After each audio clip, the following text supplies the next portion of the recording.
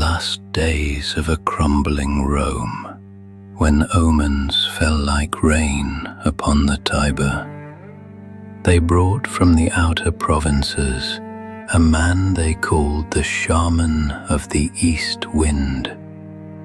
He had been accused of heresy, of conversing with roots and stones, of bending beasts with murmured prayers. The Senate feared him, yet the people whispered that he spoke the lost language of the earth. They cast him into a dungeon deep beneath the Colosseum, where the walls hummed with ancient sorrow. Each night he listened to the slow drip of water, to the pulse of the city above, and to the voice of a small fig tree growing through a crack in the stone. Its branch was thin, brittle, and pale with no light, yet he touched it daily as though it were gold. On the morning of his execution, the crowd roared like surf upon the shore.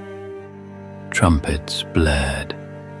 The emperor, swathed in crimson, watched from his gilded dais. "Let the traitor meet Rome's judgment," cried the herald.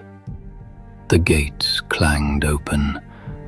A lion emerged, enormous, golden, and gaunt from hunger.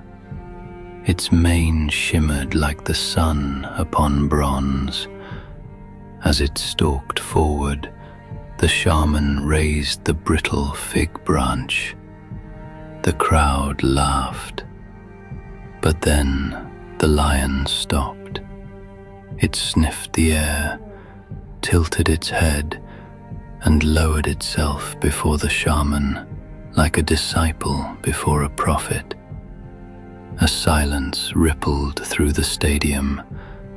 A single command from the shaman, a low hum, round as thunder, sent the beast circling him, leaping, roaring, bowing. The people gasped. The emperor leaned forward, his jeweled hand trembling. "Show us more," he shouted. And so the shaman did. He made the lion dance at his feet, roll upon its back, even lick his open palm. The Colosseum changed that day. The air tingled with awe, and power shifted with every heartbeat.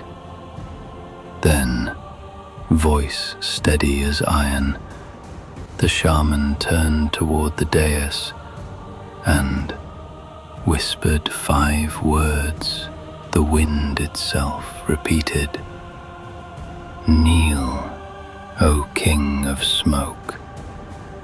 The lion pounced. The emperor's guards were too slow.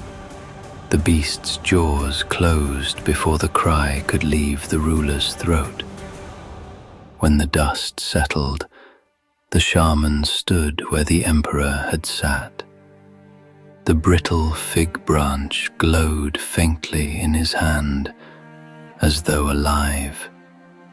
From that day onward, Rome was reborn, not of marble and legion, but of leaf and blood. They called it the Fig Kingdom, and its banners bore a single symbol, a green branch crossed with golden flame. When enemies gathered at its borders, intent on conquest, a strange fate seized them. Blades grew hot in their hands. Fires rose from damp fields. Others found their skin blooming with fever, as if the earth itself rejected them. No army ever crossed the Fig Kingdom and returned whole. and under the shade of fig trees that whispered secrets to the sea, a new Rome flourished, ruled by the man once condemned who became legend, the King of Fig.